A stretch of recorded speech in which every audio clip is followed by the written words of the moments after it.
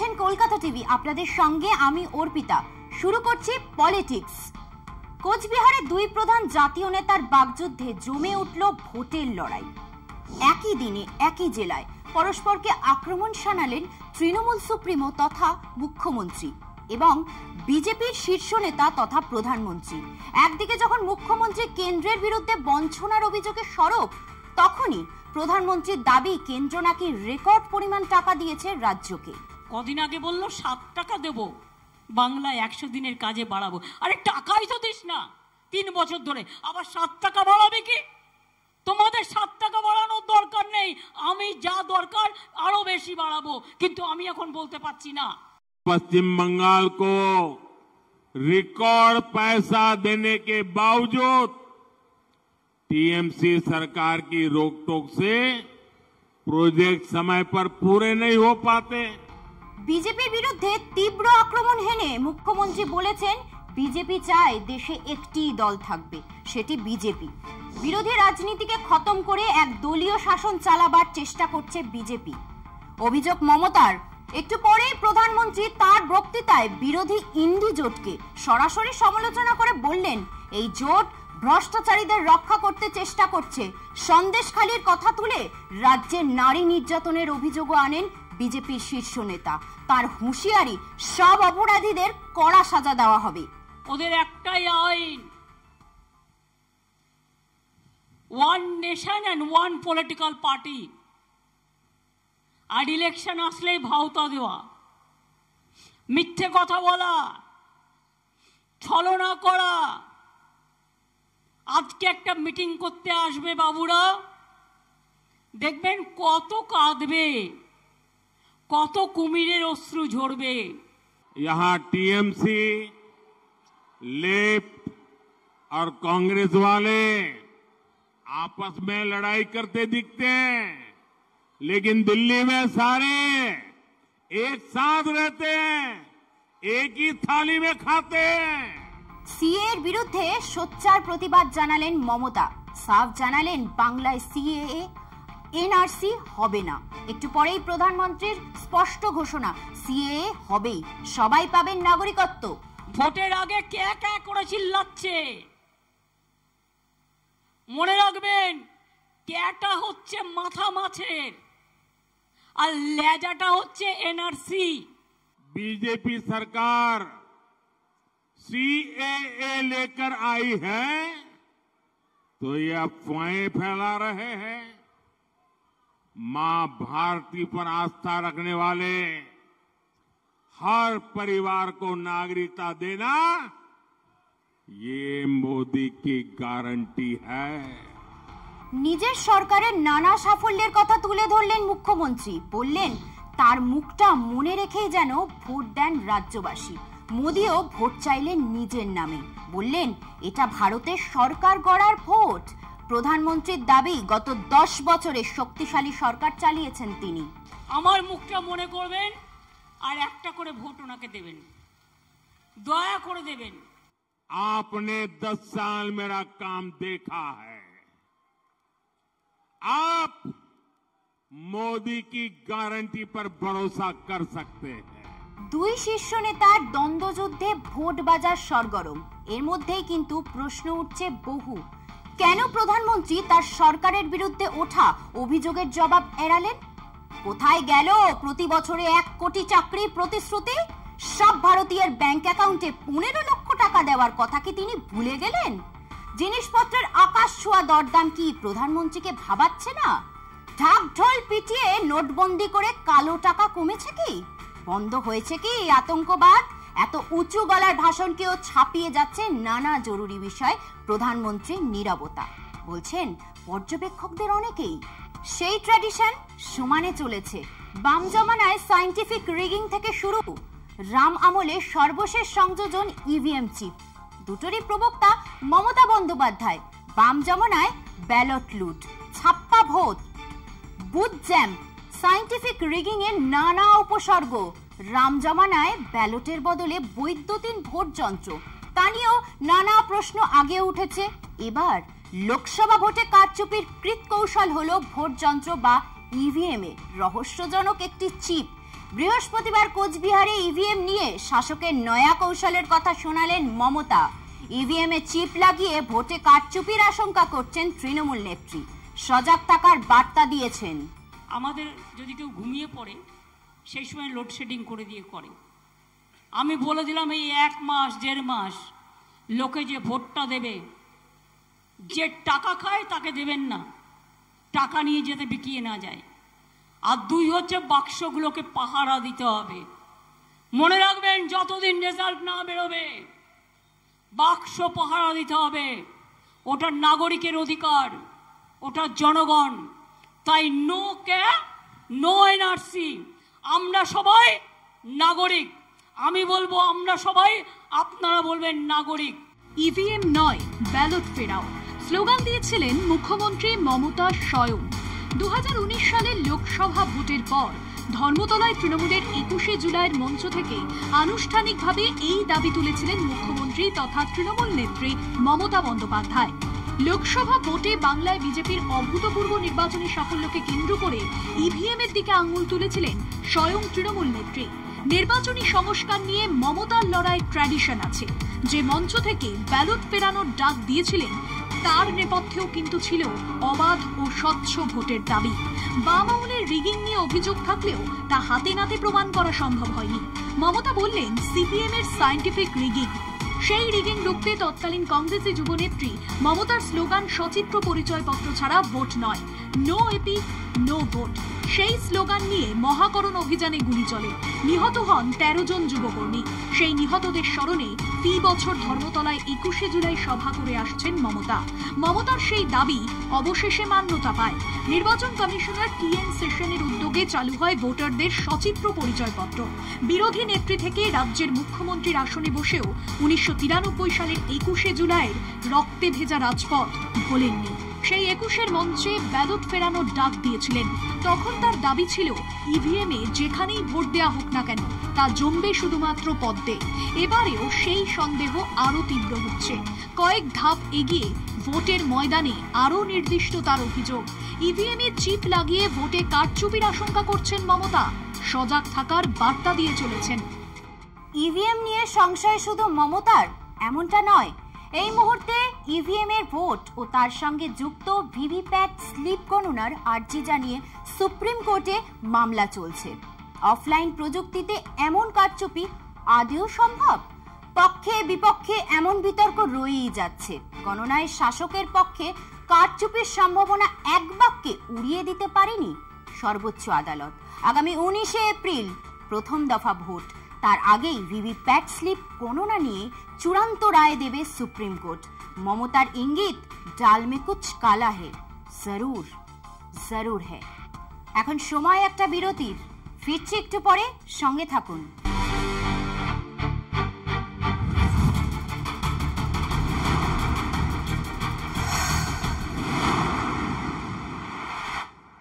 Vote এলেই রাজ্যে CAA নিয়ে দাবি, পাল্টা দাবি তুঙ্গে ওঠে। 2014 সালের লোকসভা থেকেই সিএএ নিয়ে তরজা চলছে। বিজেপি কয়েক মাস আগেই ঘোষণা করেছিল লোকসভা ভোটের আগে দেশে সিএএ চালু হবে। সংশোধিত নাগরিকত্ব আইনের বিধিও প্রণয়ন হয়ে গিয়েছে। আজ থেকে মাসখানেক আগে কেন্দ্রীয় সরকার বিজ্ঞপ্তি জারি করে জানিয়ে দিয়েছে যে সিএএ চালু করা হয়েছে। তারপর থেকেই চলছে নানা বিতর্ক। বিরোধীরা সিএএ এর বিরোধিতা চালিয়ে যাচ্ছে।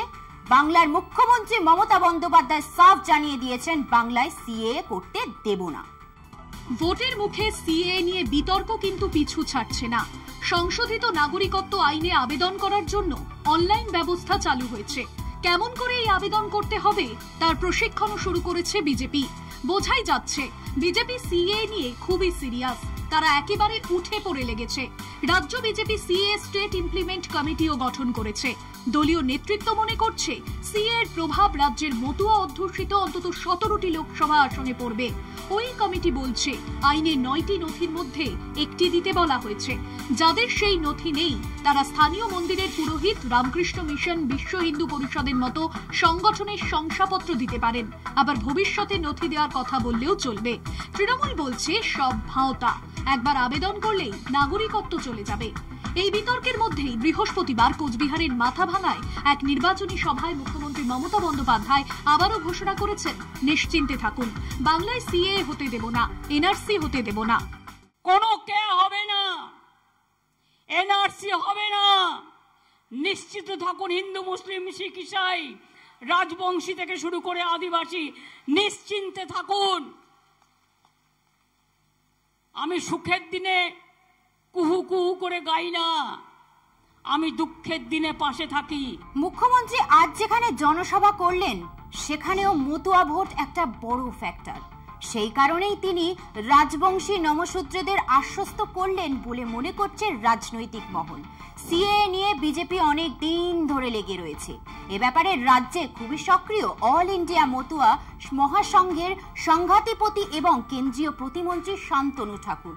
তার অভিযোগ, সিএএ নিয়ে মুখ্যমন্ত্রী মিথ্যাচার করছেন, তিনি মানুষকে বিভ্রান্ত করছেন। মুখ্যমন্ত্রী বলছেন আবেদন করলেই নাগরিকত্ব থাকবে না, ভোটার কার্ড, আধার কার্ড থাকবে না, কেউ ভোট দিতে পারবেন না। এর আগে মুখ্যমন্ত্রী জানিয়েছেন রাজ্য সরকার বিকল্প কার্ডের ব্যবস্থা করবে দরকার হলে।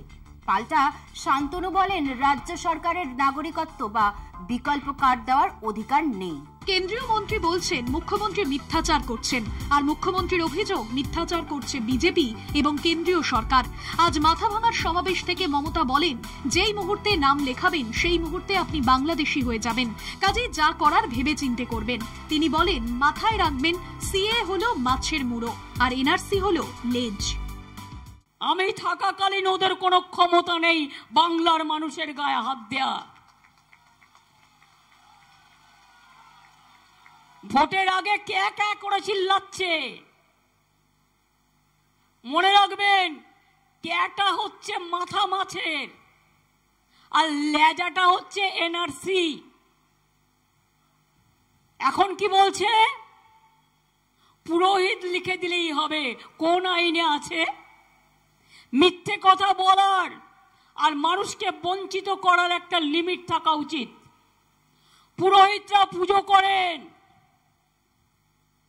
পুরোহিত কি করে জানবেন তার বাবা মা বাংলাদেশে, তাদের জন্ম সার্টিফিকেট নিয়ে আসতে হবে। আর যখনই আপনি নাম লেখালেন সঙ্গে সঙ্গে আপনি বাংলাদেশি হয়ে গেলেন, অর্থাৎ আপনি লক্ষ্মীর ভান্ডার পাবেন না, আপনি কন্যাশ্রী পাবেন না, আপনি ভোট দিতে পারবেন না, আপনার নাগরিক অধিকার থাকবে না, আপনার সরকারি অধিকার থাকবে না। এটা ভালো না খারাপ নিজেরা বুঝে নিন। বোঝাই যাচ্ছে ভোটের প্রচার যত বাড়বে সিএএ নিয়ে ততই ঝড় উঠবে। চলবে পক্ষে বিপক্ষে যুক্তি, পাল্টা যুক্তি, তাতে মানুষের দৈনন্দিন সমস্যার কথা হয়তো চাপা পড়ে যাবে, কিন্তু বড় হয়ে উঠবে নাগরিকত্বের ইস্যুই। এখন সময় একটা বিরতির, ফিরছি একটু পরে, সঙ্গে থাকুন।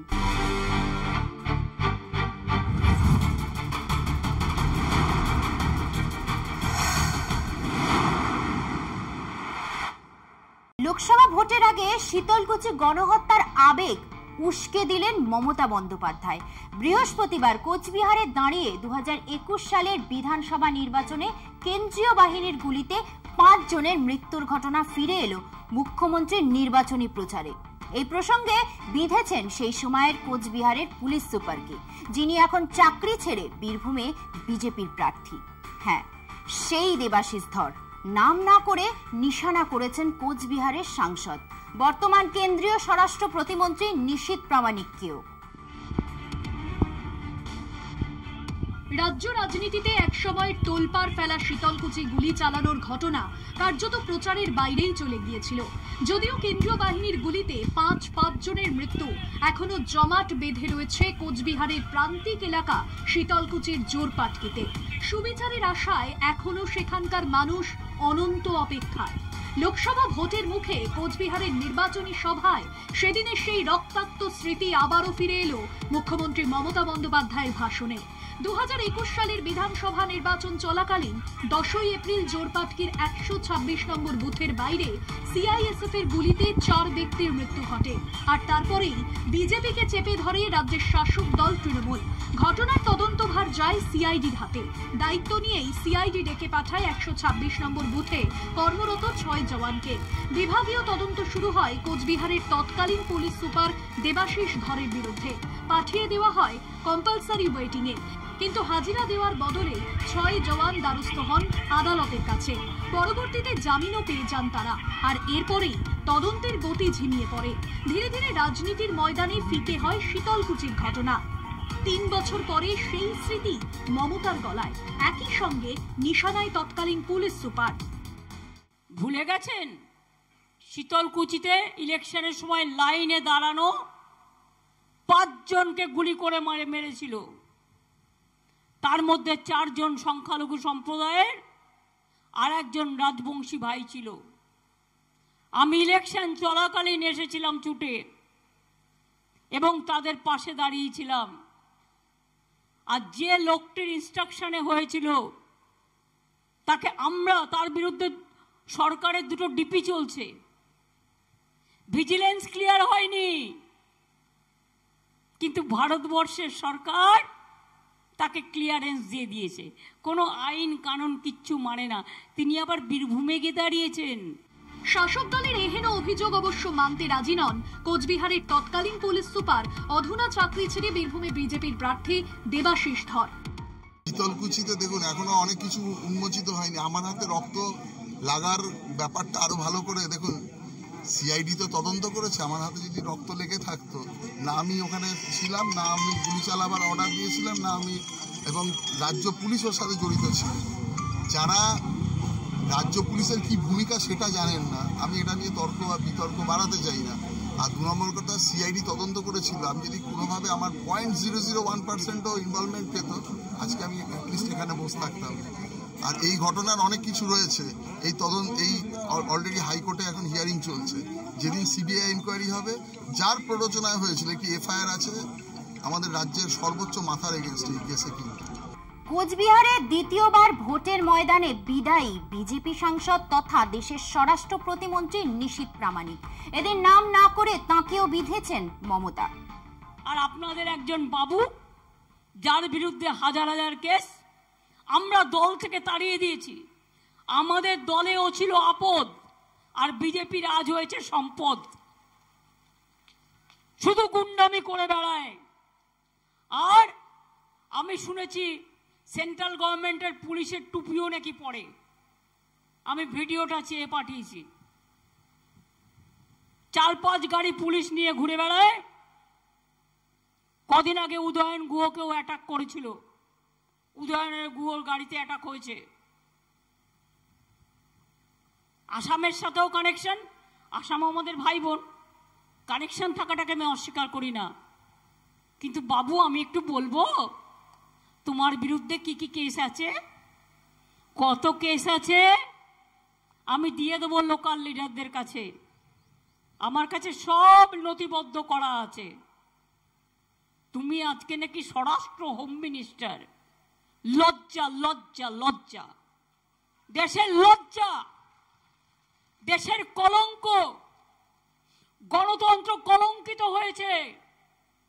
কেন আপনাদের এখানে আর রাজবংশী লোক ছিল না? কোচবিহার ছাড়াও এদিন জলপাইগুড়ির মালবাজারে নির্বাচনী সভা করেন মমতা। সেখানে রাজ্য সরকারের উন্নয়নের খতিয়ান তুলে ধরার পাশাপাশি বিভিন্ন বঞ্চনায় বিদ্ধ করেন কেন্দ্রীয় সরকারকে। মমতার সভা শেষ হওয়ার ঘণ্টা দেড়েকের মধ্যে কোচবিহারের রাসলীলা ময়দানে সভা করেন প্রধানমন্ত্রী নরেন্দ্র মোদী। বিজেপির তরফে উত্তরবঙ্গের জমি ধরে রাখতে ও তৃণমূলের তরফে পুরনো জমি ফিরে পেতে সমানে সমানে টক্কর 2 ফুলে। পলিটিক্স আজ এই পর্যন্তই। দেখতে থাকুন কলকাতা টিভি, রাত দিন 7 দিন।